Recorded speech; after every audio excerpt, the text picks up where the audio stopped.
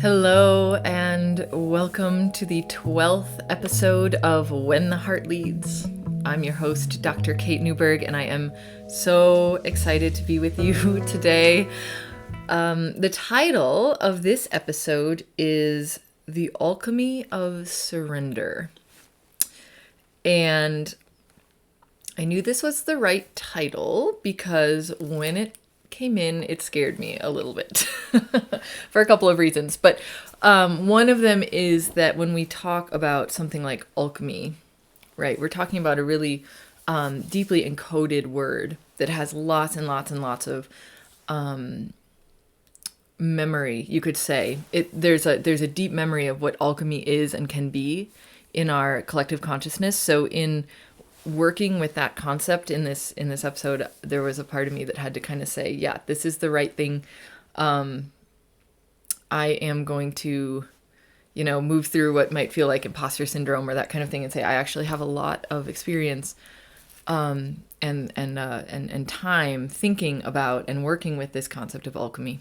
And then of course there's a concept of surrender, which is also can feel very scary sometimes. So here we have an episode, The Alchemy of Surrender, and to bring it into something that might be really easy to hold, because with this we may be again going into some territory that can be maybe feel more abstract or difficult to hold in the conscious, like the rational mind, because a lot of times I do speak energetically. What I think can be really helpful to come back to is this idea. The first note I had is there comes a point of diminishing returns on our effort. And this is the idea that we do everything we can on our end to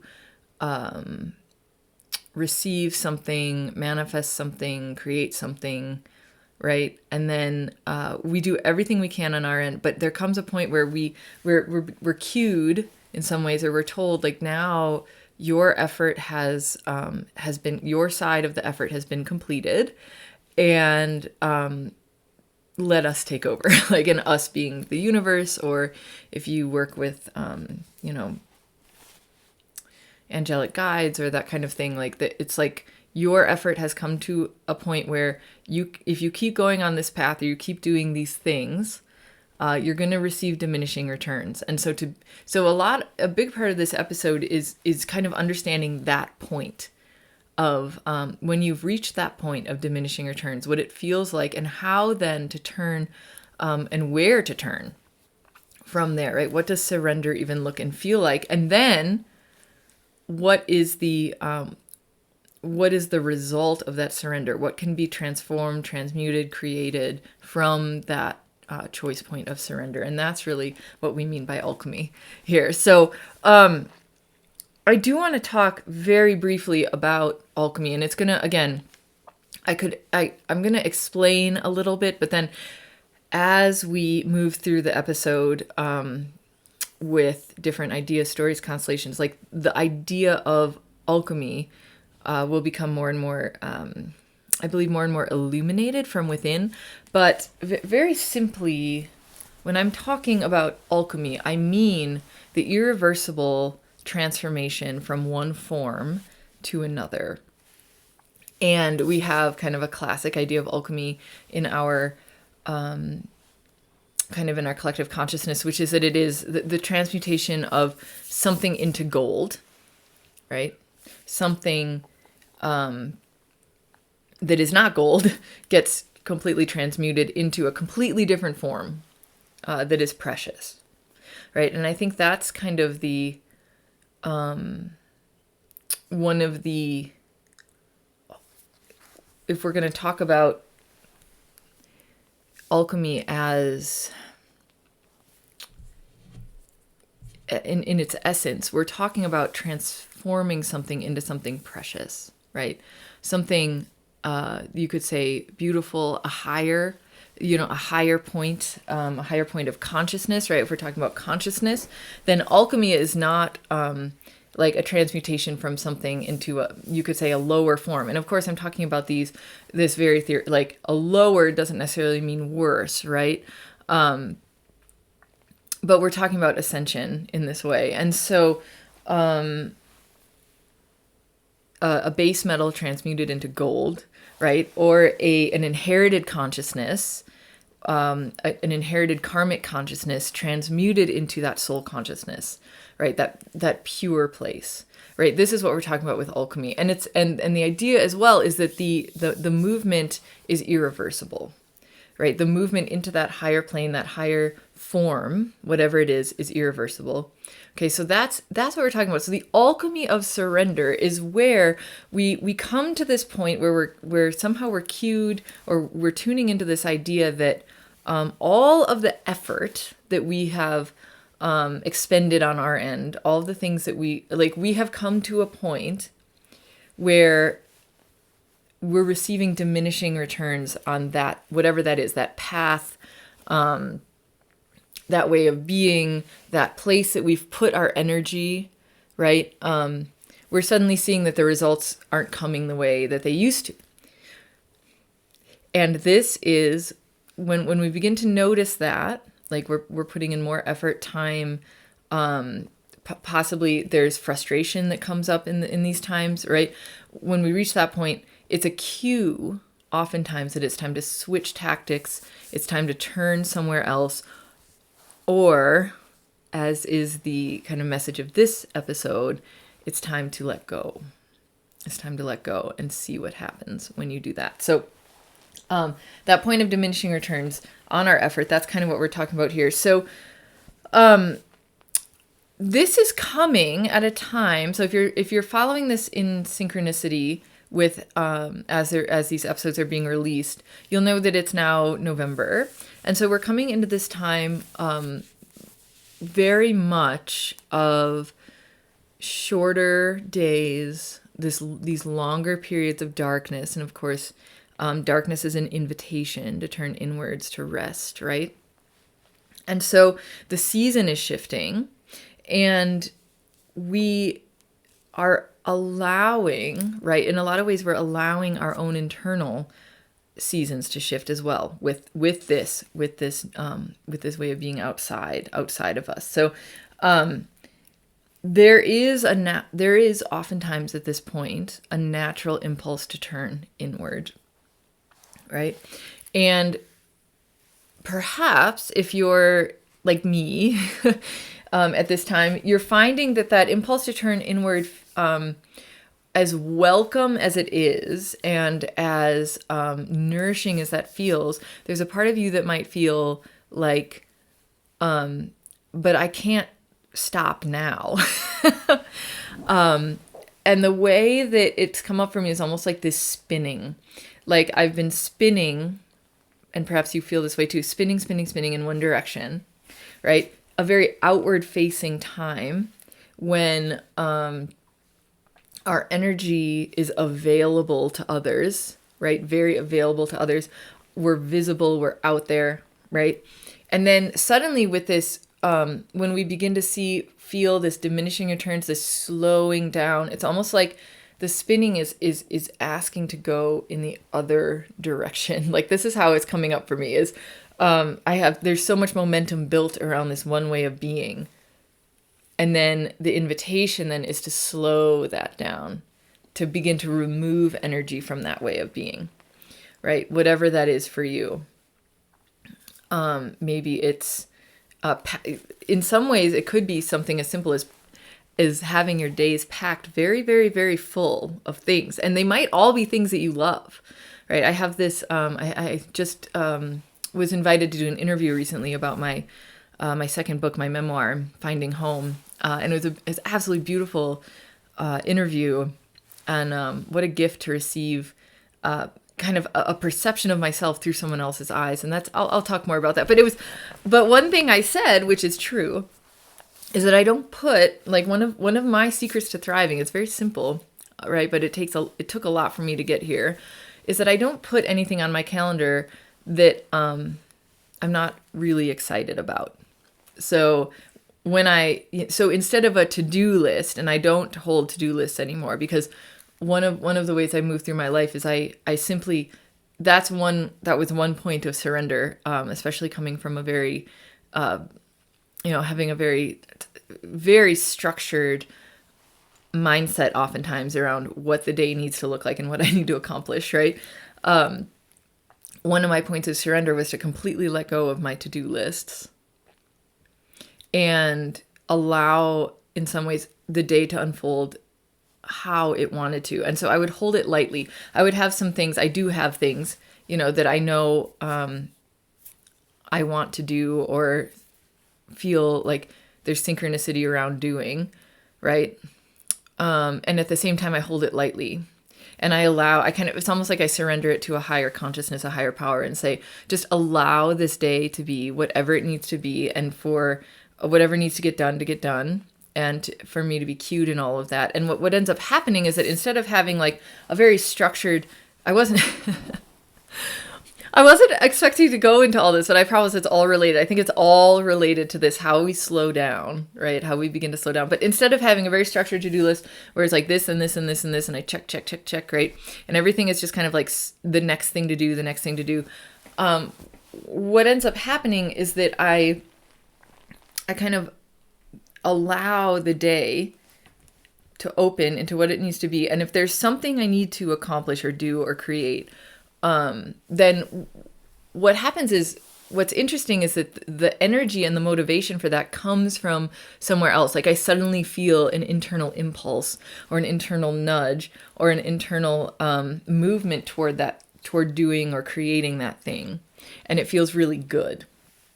Sometimes it's a little bit of catalytic energy that needs to come in, but what I'm saying is I receive that from somewhere that isn't my own kind of grinding willpower, and it allows a lot of what I accomplish to feel very natural and really fun and supported. I guess the word is supported.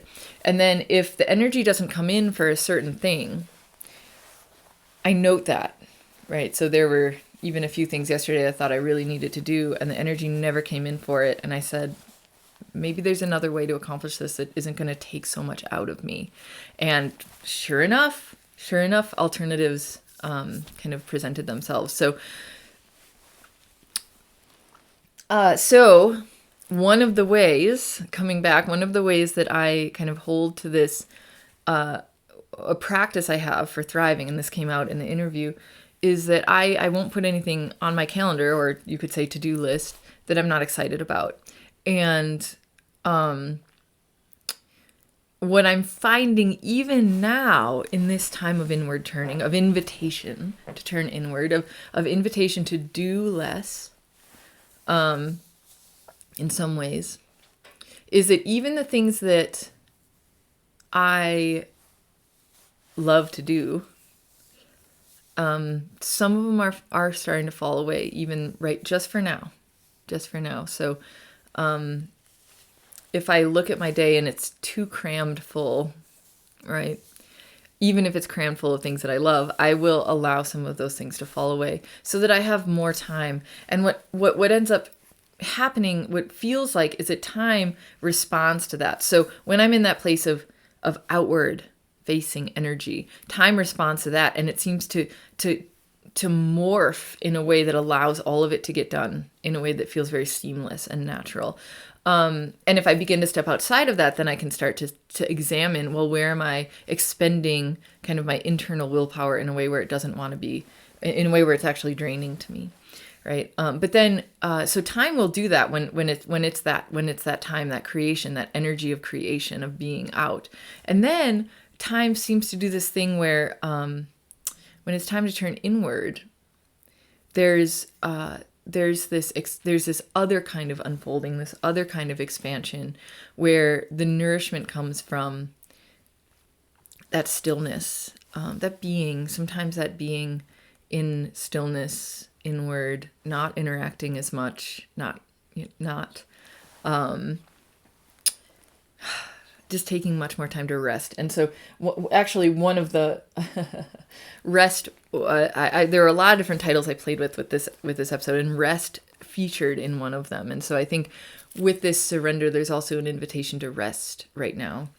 And so what ends up happening is that this especially now with the cold, if you're in the northern hemisphere like I am, right, what's happening is that the cold is starting to come in, like we're getting cold snaps, right? Things are slow, the seasons are slow, like everything feels like it's slowing down in the cold.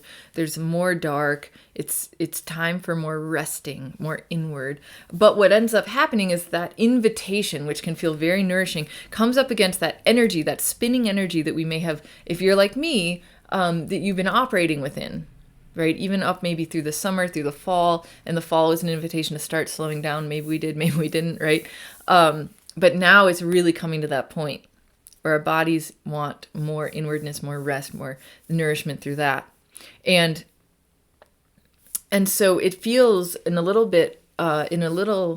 few ways like that energy, the spinning energy that we've been operating within, is coming up against that invitation. And so that invitation to slow down. And so what I've discovered a couple of things with sitting with this energy, this kind of like, it's almost like, it feels like a confluence. Like it's almost like as if in a river, like a very rapid current is coming into a place where it's being swirled and slowed. That's kind of what it feels like. It's not abrupt. There's structures in place to slow it, but it is a change of course, a change of pace. And what I'm discovering is that it's coming up against what I am understanding is still kind of an embedded belief, which is that nothing will happen, right? So again, coming back to this idea that we're moving into this place, perhaps we're claiming as we come down from the mountain, we're claiming some of the larger purpose, the larger dream of our soul, and we're seeing it's not just something theoretical, but it's something that wants to come into being in this lifetime, in this plane of existence, in physical reality, right? We're seeing that it's not just a dream out there, but is a dream that wants to come into our lives in a really physical, tangible, real way, right? This purpose. And so when we're in that, right, when we're in that movement, sometimes, and this is an old belief for, at least for me, I believe this is a belief that's beginning to dissipate in the collective consciousness, but it starts with us recognizing it. And it's this belief that nothing will happen if I don't make it happen, right? Like it's all on me to make this happen, whatever it is, right? This goal, this dream, this manifestation, this purpose, whatever it is, it's on me to make it happen, all on me. And if I'm not constantly kind of at the forefront of my life driving it, then it won't happen because there's no one else to do it, right?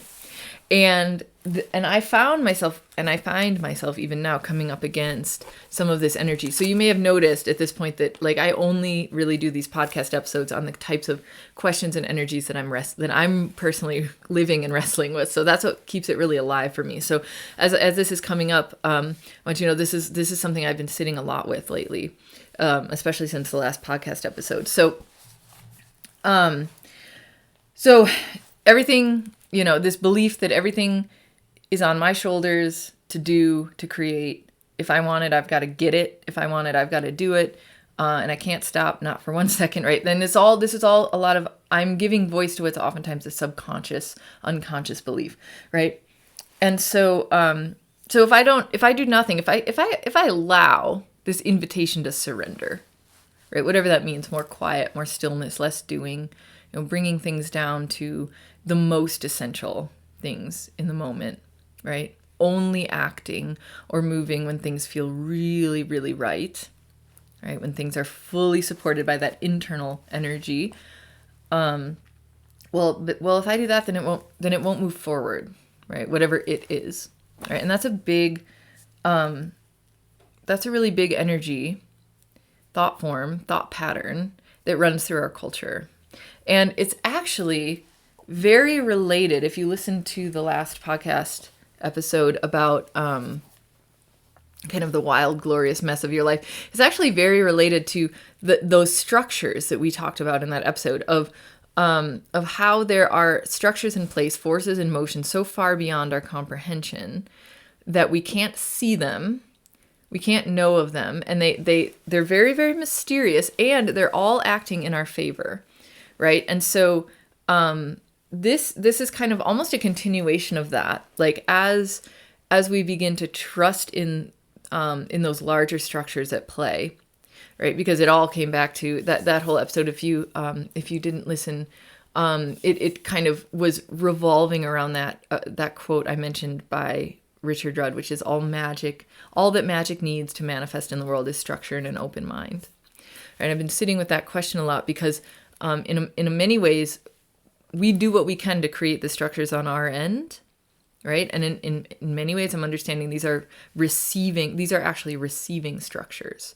Not outward facing structures, but receiving structures. So in many ways, we do what we can on our end to create these structures, and then we have to allow that there's larger forces at play that are so far beyond what our rational linear mind could ever come up with, that we don't know what they are, but we come to this point of trust. And this is where, again, that point of diminishing returns comes in, where we can feel ourselves drawing from our own life force to try to create something. But we've really done all we can, right? We've really done all we can. And so then there's this point of trust, of surrender. And then, so I want to read a little piece of my first book, The New Eden, Paradise Retold, that kind of gets at this a little bit. So again, I talk about when I pull up something from the book, or I read an excerpt from the book, this is a powerful crystallization of some of these thoughts that still kind of resonate. And when I've written it, it's something that is very like honed, almost like to a diamond kind of clarity. And so this is a short excerpt from the Teachings of Purpose, and this kind of gets at a little bit what we do with this energy, right? And how we can begin to recognize this energy of pushing, striving, of drawing from kind of our own personal willpower in a way that's draining, right? How we can begin to recognize when that comes up, and what exactly we can do, how exactly we can begin to shift internally so that kind of energy doesn't overtake our lives, right? And I'm going to mention, this is just coming up right now, I'm going to mention that my original title for this whole podcast, and I think it evolved, but my original title for this whole podcast was The Recovering Overachiever.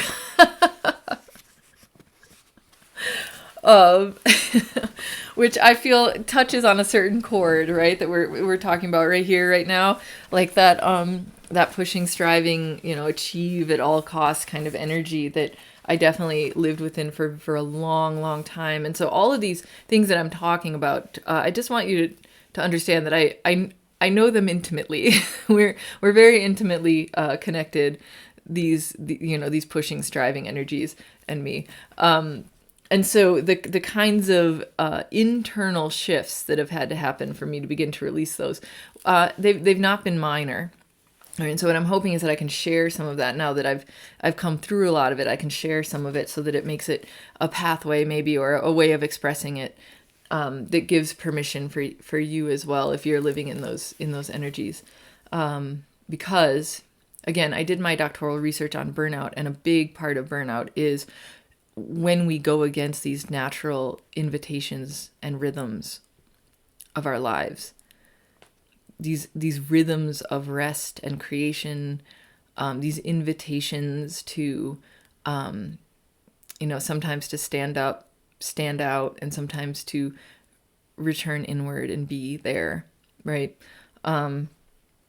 There's always a larger, kind of a larger divine hand governing these rhythms, right? And so learning to trust them has been a big journey for me. So here, I'm going to read this excerpt. If you're following along, We're on page 128 of the New Eden Paradise Retold. And this is just a section of the teachings of purpose. And so, again, this book is, the second half of the book is 8 shamanic journeys for embodying the frequencies of the New Eden. And so I've named the frequencies, and the first one is the frequency of purpose. And so, again, we move in the New Eden, we move from these things as thought forms to these as embodied frequencies that we live, that we emanate, that we live within, that we kind of body, you could say we body forth. And so each shamanic journey comes with a short teaching. So I'm reading part of the teaching of purpose, which really helps to crystallize this energy of doing, striving, effort, right? So here we go. Kind of close to the bottom of 128. And I wrote, purpose will not be found out there. How often do you charge into the world, forcibly setting it to rights, demanding that it bow to your preferences, your ideas, your beliefs of what it should be? You tilt at windmills and get thrown back, bruised, while the windmill stands unaffected, dancing its stately dance. You knock down the straw men of your fears in the name of justice. You do this, and your fears find you again in another disguise. All around, you see that which is wrong, and you set out to make it right.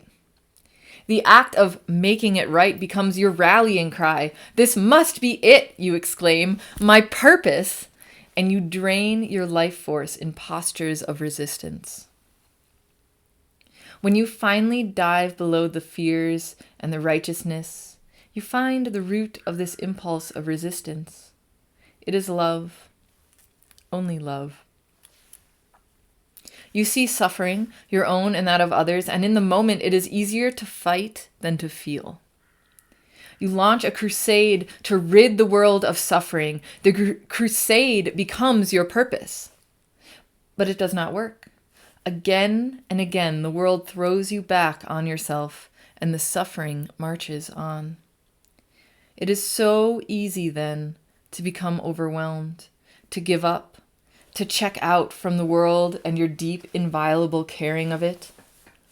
You cannot go on, and you cannot stop. In a world such as this, it is negligent to sit still. You must do something, right? Then perhaps one day you do the unthinkable. You become still. As you become still, the chaos within reveals itself, and you let it. You let it. Eventually, it calms itself, and the waters of your being become clear. You find something else, something astonishing. You find that as you change, the world does also. As you become quiet, so too does the world. As you become gentle, so too do those around you. As you love, so too does the world love you. After years of trying so hard and not making the slightest dent in the suffering of the world, it was this simple inward turning that has done it. You didn't conquer fear by arming yourself against it. You conquered it by becoming it, by dissolving into it, by discovering that it never was and never will be. As you do this, so too does all of humanity. You understand that your fears will never lead you where you want to go. What then will? Perhaps your longing, perhaps your desires, perhaps your wonder, perhaps your joy. You follow these things, sometimes holding them blindly as though gripping a rope in a blizzard. A slender thing to hold your life in this way. But you have the rope. So many do not have even that. You begin to operate by a different set of rules, the ones that uphold your worthiness and dignity. It is a breathtaking moment of freedom to lift up and out of the rules of the world, to discover there is a whole other plane of existence that does not care a bit for the rules that held you like chains. You begin to command kindness, abundance, generosity, prosperity, fulfillment, simplicity, all without the help of the rules that had bound you for so long. Nothing binds you now. In this new place, everything is possible and nothing is necessary. The freedom is overwhelming at times. You spin sometimes, looking for someone, something to guide you. You no longer fit into your old skin, but what of this new skin? Sometimes you aren't quite sure how to wear it. When you merge with your heart, you no longer seek guidance, not even from God. When this happens, your purpose manifests in flesh and blood and bone.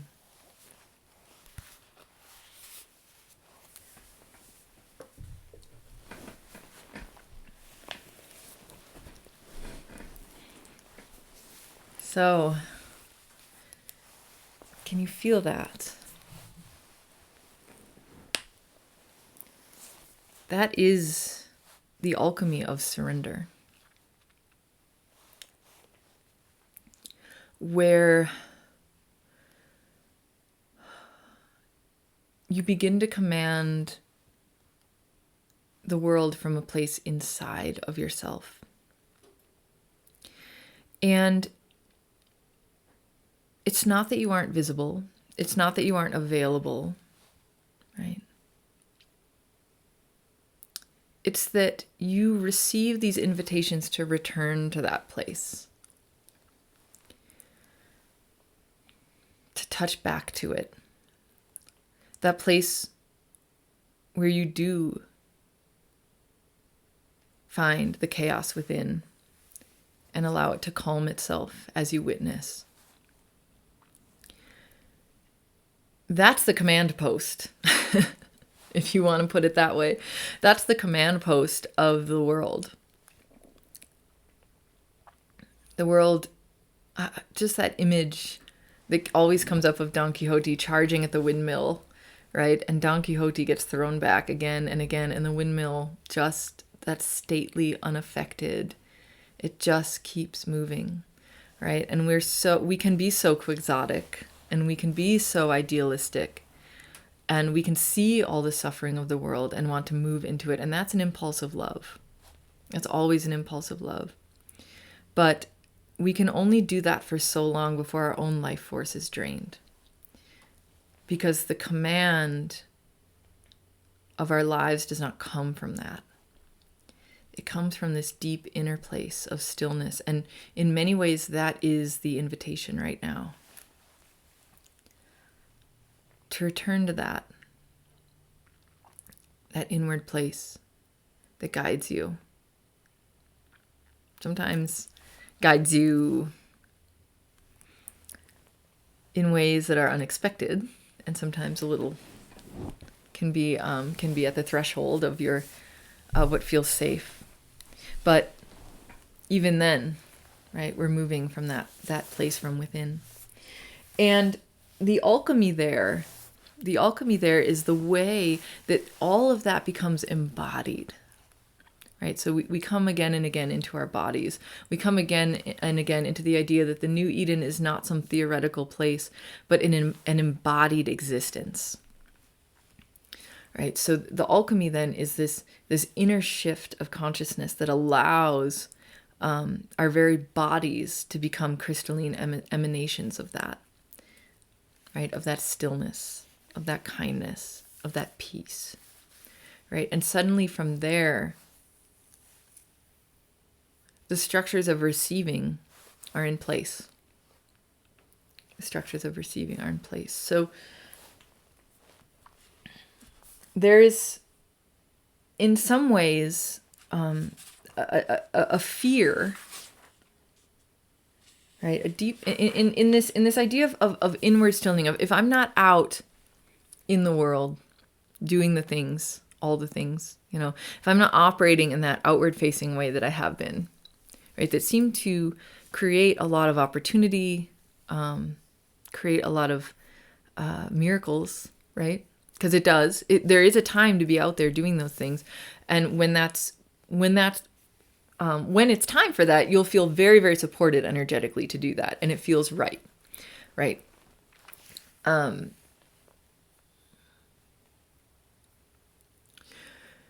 But when we're out there and we're seeing things happen and we're receiving these miracles from that way of being, it can create a lot of fear sometimes to turn inward and say, well, how could I turn away from that way of being when all this stuff has been manifested around me because of it, or it seems like because of it, right? And part of what that touches on is a very deep fear of abandonment, right? That if you're not constantly in the eye of the world, you could say, like, visible to it, then you'll be forgotten or abandoned or moved away from, right? Instead of trusting that sometimes that inward turning allows for the stillness, for those forces that have been set in motion, those structures that have been set in motion through your longing and your desire and everything that you've done on your end to create and to be, right? That those forces are still working for you, and actually that your inward turning is what allows them to really come to you in a new way, right? And in a way that feels very, very supported. And so, that is in our wounding, that fear of abandonment, right? Of not being worthy of, remembrance or coming back to, right? That fear of abandonment is very deep for many of us. That's a deep wound. And so, that if you're listening and that feels true for you, that could be something that is sparked by this invitation to turn inwards and to slow down and to become still and maybe to do less, right? To not follow up on every single little thing that comes forward, but to just allow the ones that feel right and nourishing and supported. That can spark that deep fear. Right. And so it's an enormous act of courage to turn inward. So I want to mention too that this time, and this came up in the interview as well, when I was being interviewed by that woman for the magazine about my book,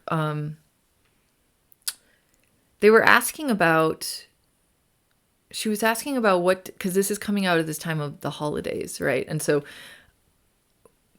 concurrent with this inward turning is often a time of greater demand on us, much greater demand of attention, of time, maybe of tasks, right? And so for so many people, this, the holidays, which can for many be very nourishing and loving, they can also come with a lot of stress and a lot of expectations, a lot of people expecting things of you, needing things of you, right? And one of the ways, the very practical, simple ways that I talked in this interview, I talked about how this inward turning, what it is a deep expression of self-worth. And one of the ways that can manifest is by saying no firmly to the things that do not light you up. There will be invitations. There will be requests. There will be a lot of stuff coming up around this time where your presence will be asked for. And so, and your labor even, right? And I think I gave her a really simple example because she was asking about, well, how does this translate to the holidays? Since the article is coming out close to around the holiday season. And I just said, there's an invitation here to really honor the immensity of worth that your presence brings. Like, to really honor how powerful and precious your presence is. And to only bring it into those places where it's honored, and amplified and held as in the worth that it is. So if your presence isn't being received with gratitude or received with that kind of amplifying energy of excitement and joy, right? That's not a place for you. That's not a task for you, right? That's not there. There is no such thing as obligation in this realm. When we talk about this realm, when I talked about in the book, when I read the excerpt and I said, or the excerpt, and we're moving into this realm where nothing binds you. So I read, you begin to operate by a different set of rules, the ones that uphold your worthiness and dignity. It is a breathtaking moment of freedom to lift up and out of the rules of this world, to discover there is a whole other plane of existence that does not care a bit for the rules that held you like chains. All right, when I wrote that this is the level of self-worth I'm talking about, where we begin to see that other people's expectations are not our obligation. I was even talking to a friend the other day who had all these, she was holding so much, and I could see how much she was, like, I could see how much would fall apart in her immediate surroundings if she wasn't holding it all. And she was so stressed out from it, so stressed out. And I just said, let's play a game called Not My Problem. Right? Like, because she was like, well, if I don't do this, then none of this is going to happen for that person. I was like, well, whose problem is that? Is it going to affect you? Or is it going to affect them? Like, how is this your... And so there's this liberation from other people's needs, other people's expectations, where when you begin to really uphold your own worthiness and dignity, and when you uphold the preciousness of your presence, and the worth of your presence and your labor and where you turn your attention, when you begin to really hold that within yourself, right? What I discover, what ends up happening is, yeah, we've talked a few times in this podcast about changing the rules on people, right? You change the rules on them, not everyone likes it, right? But those people, when they see you getting stronger, when they see you getting more empowered, when they see you valuing yourself, the people who are threatened by that do not have your own self-interest in mind. They have an agenda that has nothing to do with your best interests. So when you become stronger and you look around and you see the people who are supporting you, cheering you on, right? Saying yes, even when it's inconvenient for them, right? That's a big one, right? You say no to someone and it inconveniences them, but they also respect the empowerment that you're emitting by saying no.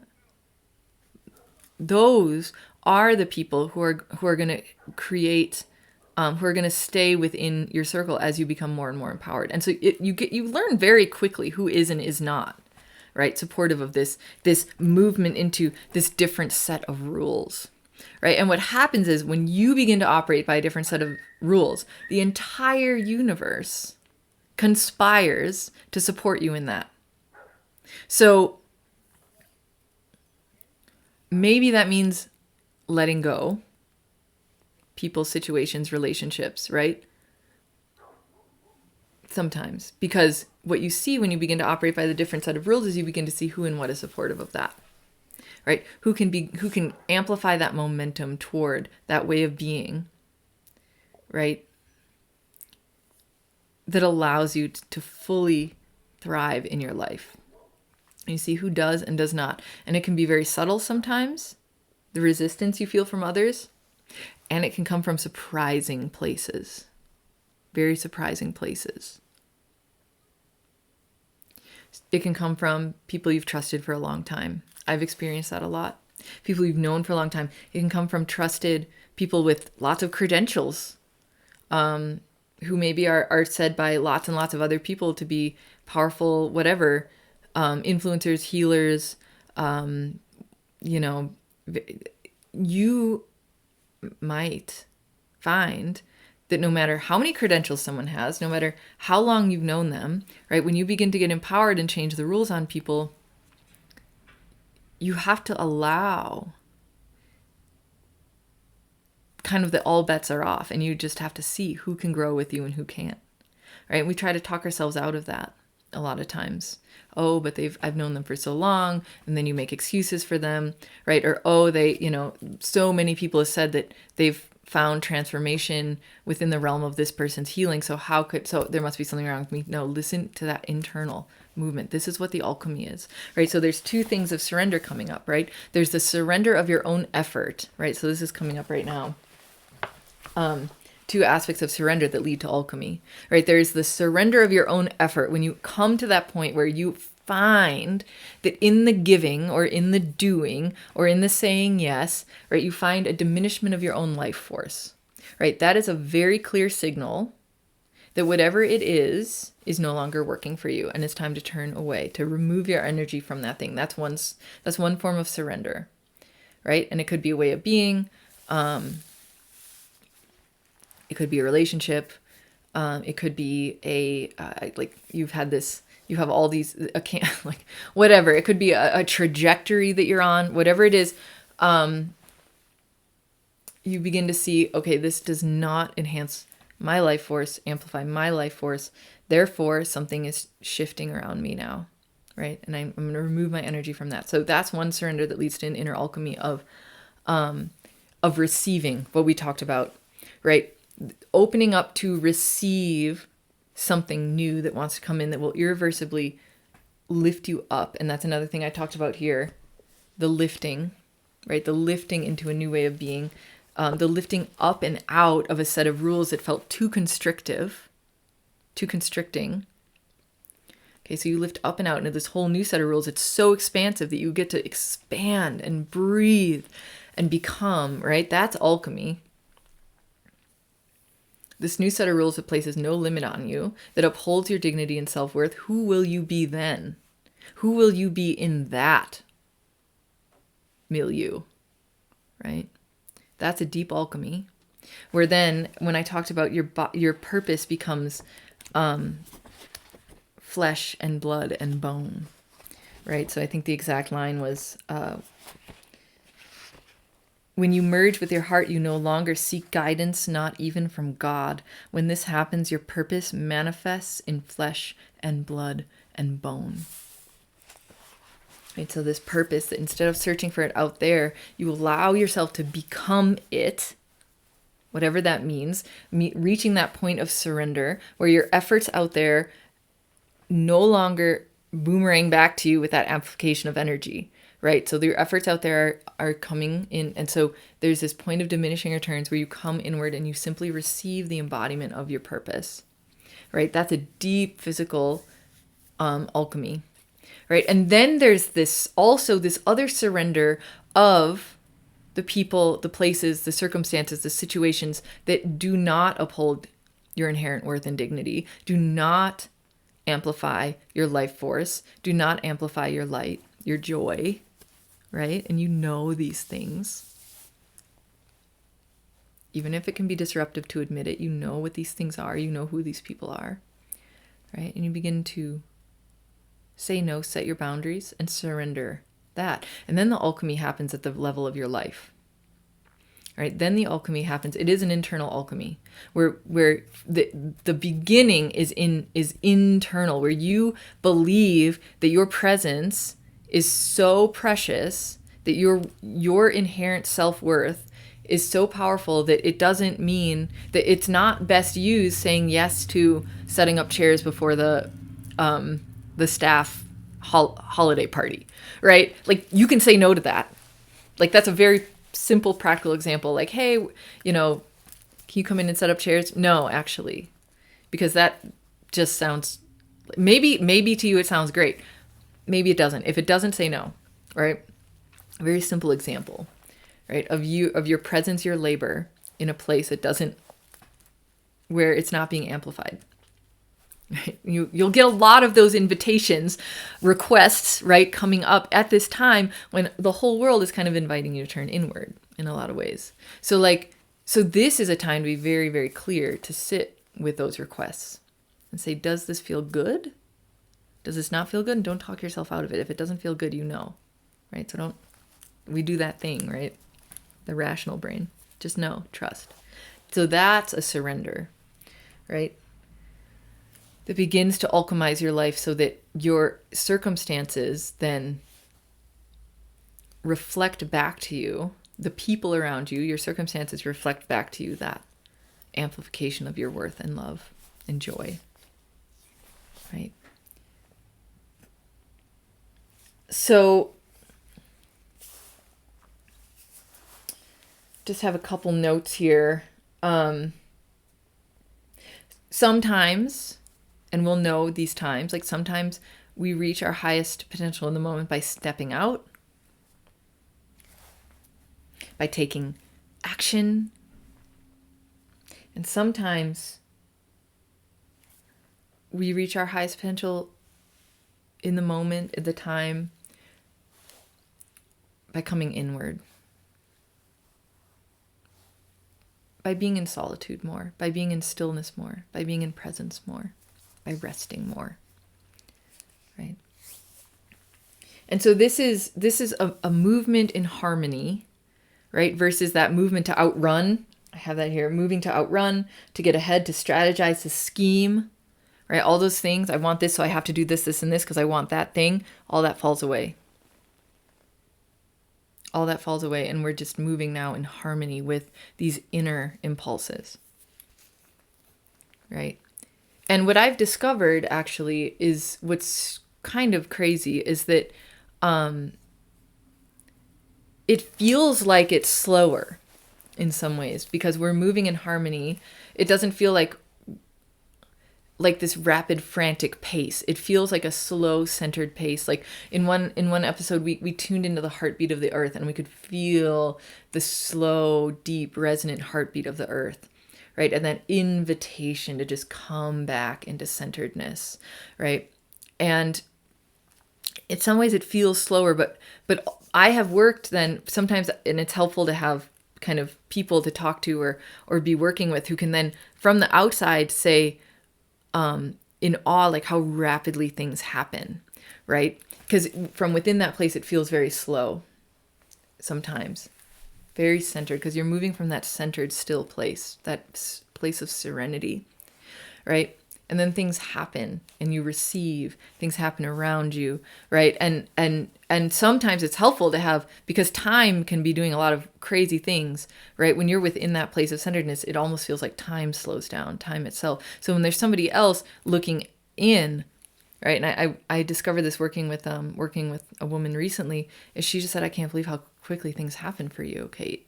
And from within, it felt like because I was always in that centered place, it didn't feel like things were happening quickly, right? But someone else looking in. So I want to say that we're not compromising anything here, right? When we decide to move in harmony versus moving to outrun, to get ahead, to strategize, to scheme, with all that trying to get ahead, falling away, that drawing from our life force to try to make things happen, when we allow that to fall away, we receive the invitation to turn inward.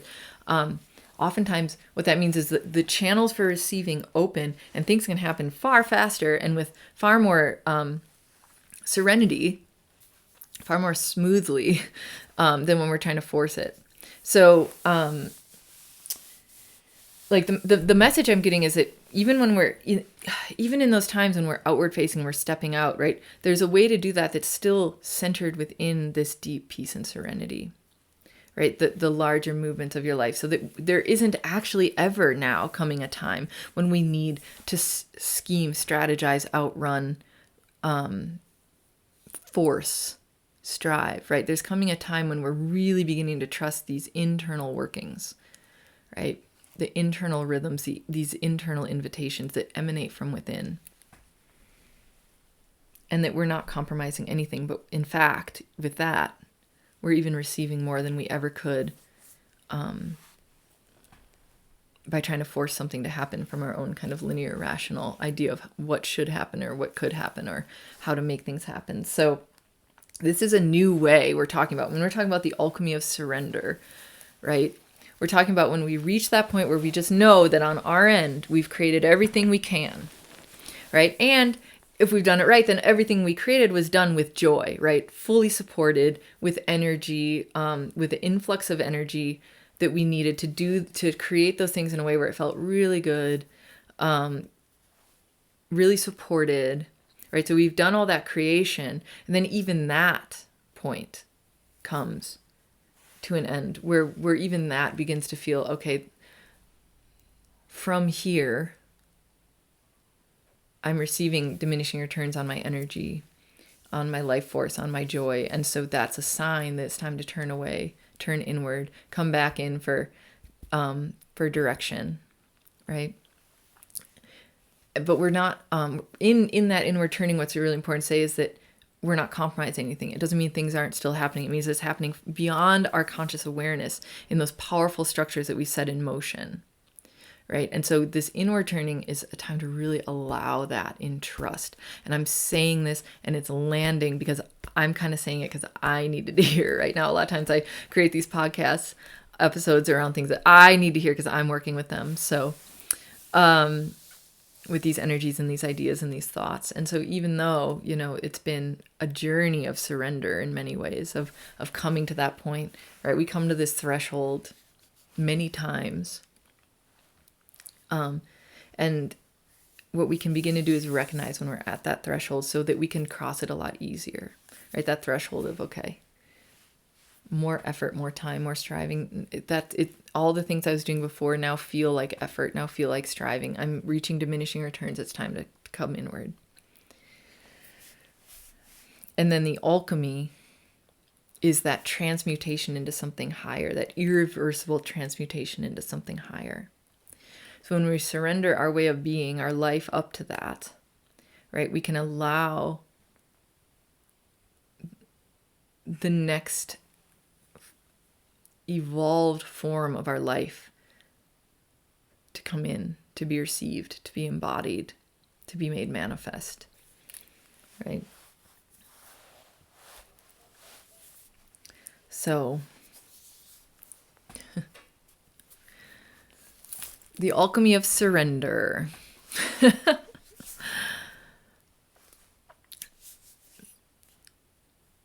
Recognizing that point of diminishing returns.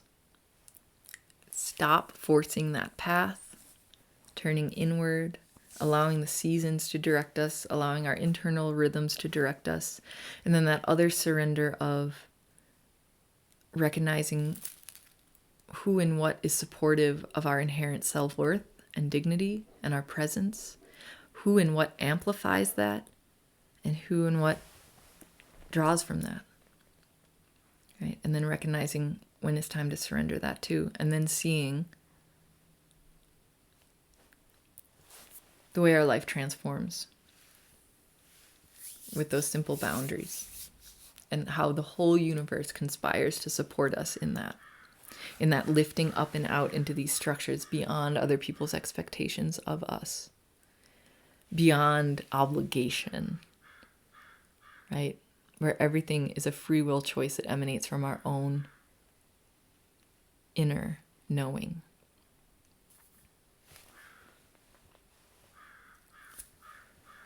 Let's go there together. Let's go there together. And let's be in that place together. The alchemy of surrender. I have a feeling we will be returning to this concept, but this is what has come through for today. This has been the 12th episode of When the Heart Leads. I'm your host, Dr. Kate Newburgh, founder of Books of Eden Publishing. To know more about my work and my books and all of that, you can visit my website, booksofeden.com. It has recently undergone a bit of an upgrade. The website's gone through an upgrade as well. So if you've been there before, you might want to check it out again. It's got new stuff in it. So anyway, it's been such an honor to be connecting with you across time and space. I hope all of this lands, and a blessing to come into stillness and presence and allow your life to transform from there. From my heart to yours, until next time.